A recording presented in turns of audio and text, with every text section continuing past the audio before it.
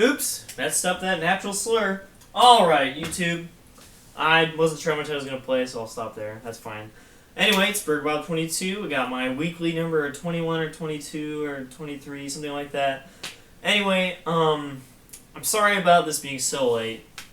I had a family visit this last week, plus work, and I have my recital preview in the next week. So this one's going to cover like 3 different weeks, and it's going to be in the middle of those 3 weeks. I'm sorry about the lack of content. Life has been crazy.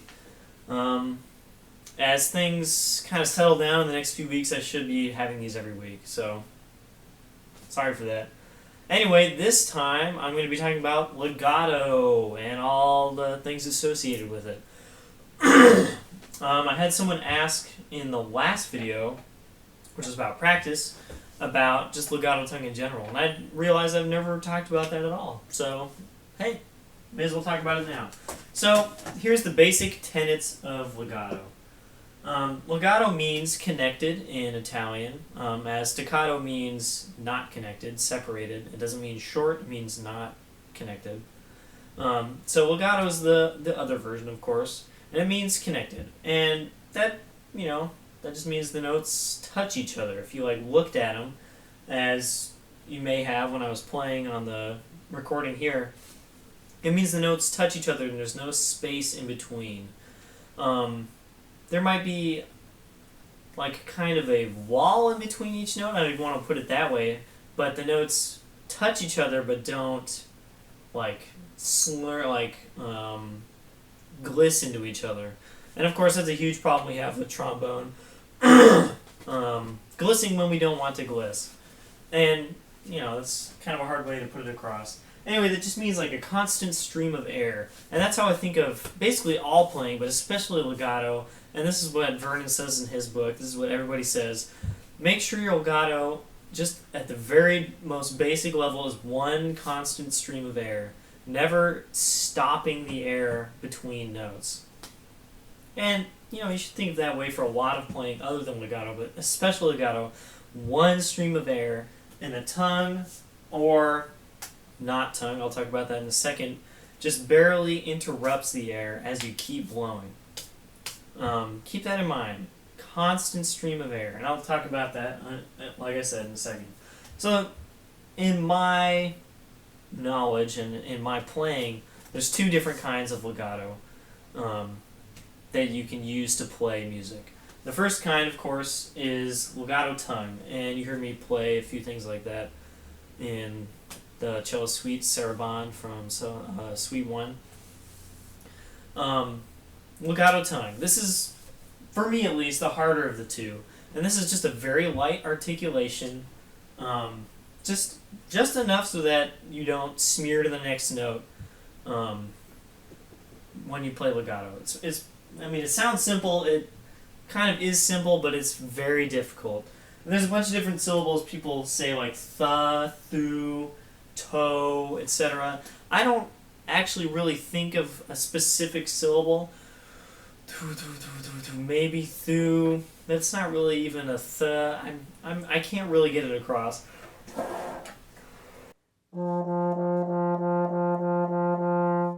There's some okay examples of my articulation on F.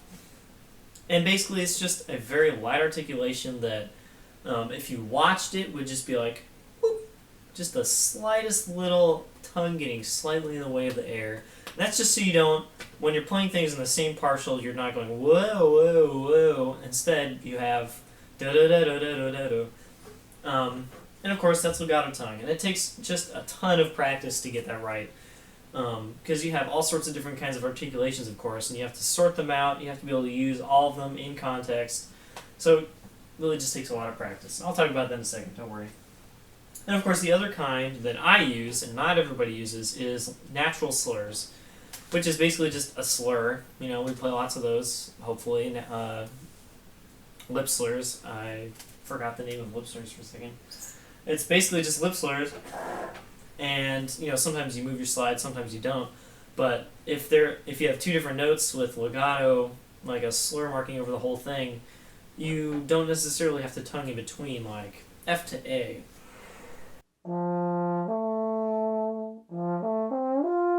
Those are all natural slurs. I'm not going to tongue F to A to C to F. I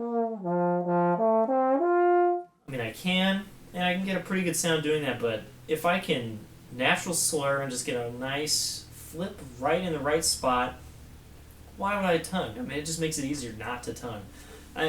It's kind of almost a habit coming from euphonium, since I started on that first. If you slur, basically everything's natural slur, because you just put the valve down and it changes the note for you, so you can just play with a constant stream of air all the time. It's great. I love it. And I kind of carried that over onto trombone. I basically don't articulate unless I have to. It's just how it goes. I mean, I articulate the first note of every phrase, etc. But there's lots of times, like Cello Suite Number 1, the opening of it. I can't remember what it is called now. Seriously, what's it called? I have it right here. It's not the Allemande. It's the Prelude. Wow. Okay, just brain farting all over the place. You can play like the first 3 or 4 measures of the Prelude with no tongue whatsoever, but play it completely legato. I don't know why you would use tongue if you don't have to. But there's some schools of thought where they tongue everything. My old teacher went to Indiana University, and he was taught to tongue everything, every single note, all the time, no matter what, no natural slurs.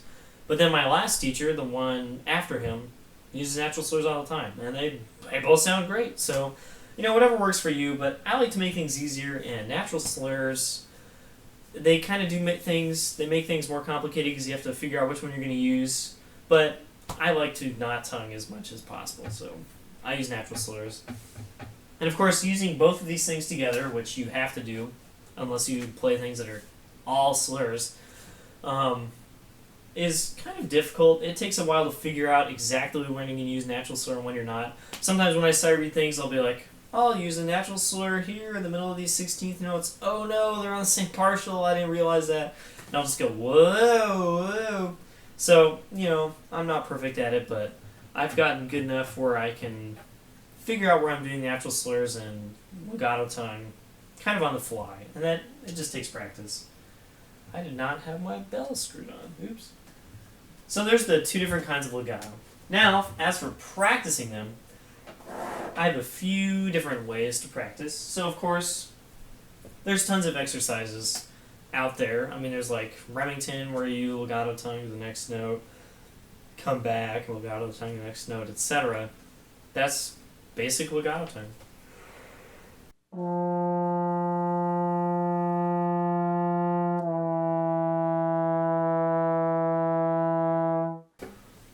There you go, I legato tongue in between those 2 notes. Hopefully it sounds a semi-legato. It doesn't have to be like very long and pretty. A legato tongue can still be like fast, and it should be most of the time. Timing with the slide and the air and whatnot. Like Bordoni's. Oh no, did I skip something? No, I didn't. Yes, I did. Alright, I messed this up. So, one way that I like to practice legato, and I've got this from at least a couple teachers, is to play things with no tongue whatsoever. So, you literally just go, alright tongue, just chill, get out of the way, do your arching thing for high notes, etc., etc. But don't articulate anything except for maybe the first note of the whole phrase. So I'll play the minuet here from Cello Suite 1 with no tongue. I'll just play like the first phrase.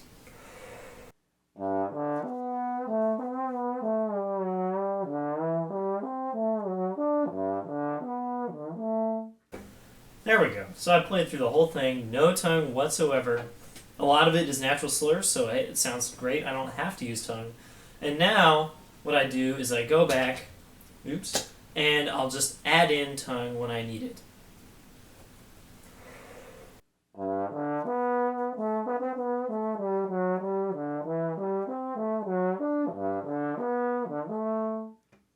Which turns out to be like 3 articulations. All the rest of that is natural slurs. There are probably better... Let's see, wait, I'll play Minuet 2. No tongue. Minuet 2.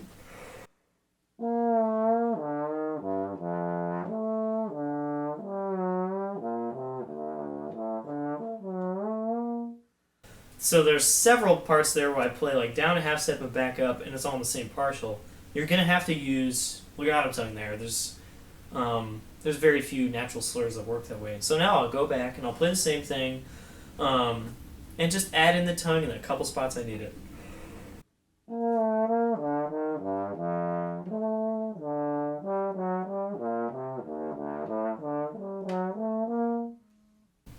Sounded like it was a little light in the first measure. I didn't add enough tongue, so I'll go back and do it again. Woo!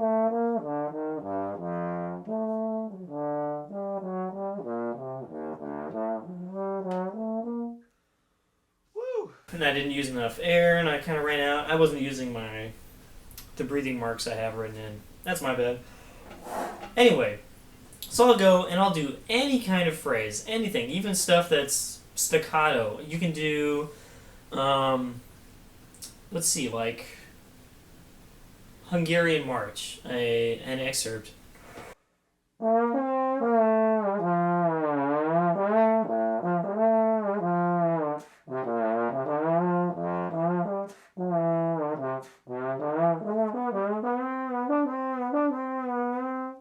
You can do excerpts, you can do all sorts of things with no tongue, and then you add in the articulation. And of course it helps with legato, but it helps with a lot of things, including phrasing, just hitting notes in general. It's harder and easier to play with no tongue for me. It's harder because you use way more air because you're playing through the whole thing with no interruptions. And it's easier because you're not using interruptions. So, that's a good practice tool for a lot of things. Anyway, that's my big practice tool for legato. And then I have a couple more things like exercises. Remington. Of course, I don't play Remington myself. I just don't. Bordonis, of course, like the ones I've played forever.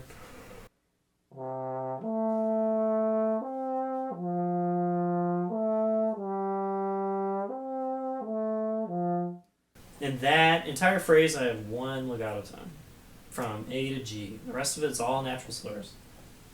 I have an exercise from my last teacher, and I've actually used this a lot. Because when I take time off from the horn and come back, legato tongue is usually the first thing that sounds really bad. And I'll listen to recordings, I'll play stuff, and I'll be like, either I'm not using enough tongue, or it just sounds not legato whatsoever. And I'll go back to this exercise. It's very simple, and you can use it in any range. I do this all the time.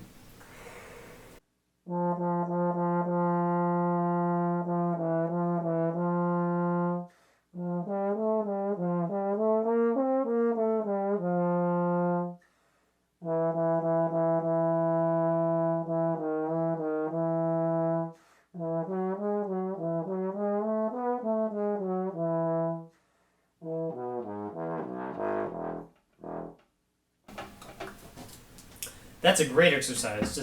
It's like 3, 4, 5 notes on the same note, then going down and half steps and back up, and then the major scale just up 5 notes and back down. And actually, I use natural slurs all the time, of course, but in this, I actually articulate every note just because I'm really concentrating on using the legato tongue, and maybe not legato in general, but just the legato tongue. I really like that little exercise. And then, for working on natural slurs, there's some big ones in the Vernon book. And of course there's the Brad Edwards slurs, I don't know what it's called, lip slurs extravaganza. Lots of them in his book. I need to buy it. I think there's a lot more stuff like this, but here's the Vernon one.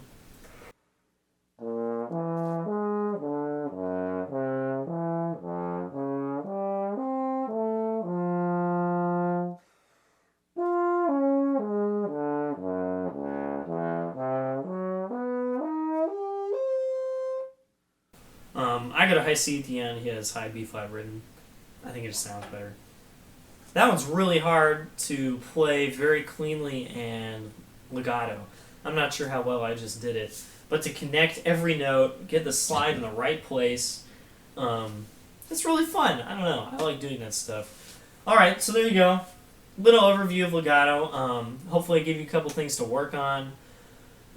Record yourself. That's the only way you know how you're gonna sound. The problem is when you play, you're gonna hear the tongue like moving in your mouth, and that means it's kind of covering up the sound coming out of the bell. So the only way you really know how you sound legato is in recordings. And I get to hear myself when I edit these videos, and I'm like, oh man, I'm doing a horrible example, or hey, I sound alright today, what do you know? So really the only way you're going to know if you sound better is if you record yourself. So get on that. Also, I thought I'd just put this out here. I got a lightweight version of the Greg Black mouthpiece I'm using. And it's amazing! Holy crap! It's a huge difference! It's just a little bit easier to get around on the horn, like flexibility wise. And the sound is just that much lighter. Just a little bit lighter. It's awesome. Still using that new lead pipe. Got a new BAM case, like my very old one that I had like years ago, and it's awesome. So yeah, I'll be back in like 2 weeks. I got a big week coming up with recital preview and then work. And after that, I'll have another video. So give me suggestions, and I'll see you guys next time.